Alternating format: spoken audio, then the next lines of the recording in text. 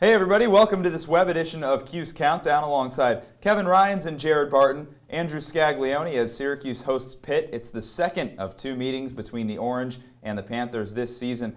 Guys, back in the first meeting, it was a back and forth game. It was the ACC opener. It was actually Mike Hopkins, what was supposed to be his first game, but ended up being his sixth game as acting head coach. Yeah, no, and Syracuse was really in this one for the majority of the game, and just in the end, it was just where it all fell apart for them. Yeah, let's take a look specifically at what happened in that game. Some of the stats for you, as James Robinson really led the charge for Pittsburgh, not mentioned there. He had another double-digit game. Jamel Artis, 18 points, and Jared, what you mentioned was that Syracuse actually had a late lead. Yeah, they did. 7 points, right around the 5 or 6 minute mark, and they just completely fell apart. Jamel Artis, a big reason. He is a very, very dangerous outside shooter. Yeah, and it spoiled him. Tyler Roberson, really good night for him, 15.7 rebounds. Not many times you're going to go and get that, especially with all the really tall people in college basketball. Get a 6'9" guy to go out and do his thing on the offensive end and getting the grabbing those rebounds. It was a very tough loss for the Cuse. Now Tyler Roberson didn't get a double-double there, but when he does get a double-double this season, Syracuse is 6-0. So that could be one key to the game this Saturday at 2 p.m. in the Carrier Dome. Kevin, what's another key to the game? What's your X factor? I think my X factor is definitely the seniors' minutes. Can they have low minutes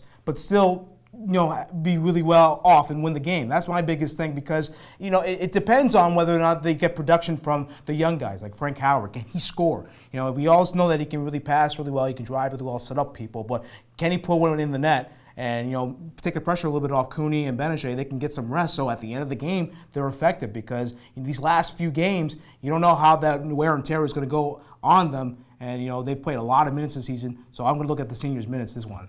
They have. It's been a pretty long season, and one thing that happens when you get down the stretch is you get tired earlier, and I think that's what my point is right here. You've got to finish the games. You've got to finish the basketball game. They didn't do that, and that was all the way in the middle of the season. Well, you have to finish it here. If you don't, well, you're going to lose again, and if you lose again, you have a chance of not making the tournament. That was a stretch of 4 straight losses to open up conference play for Syracuse, but they rattled off 8 of 9 wins after that before losing to Louisville the other day. So, Kevin, obviously, this is one of the most storied rivalries in Syracuse history. Who's going to win on Saturday? I got Syracuse winning, actually, 59-53. I think this one is going to be one of those where Syracuse is going to hit their free throws, hit the key three-pointers, and really, really hold it down the stretch. Again, they're at home. That's always a big factor. And I know it's cliche to say, oh, a home team, they can win. No, but at the Carrier Dome, the Dome crowd is going to know this is a big game for Syracuse. Syracuse knows it's a big game for Syracuse, definitely. And I think they're going to really, really calm down the stretch.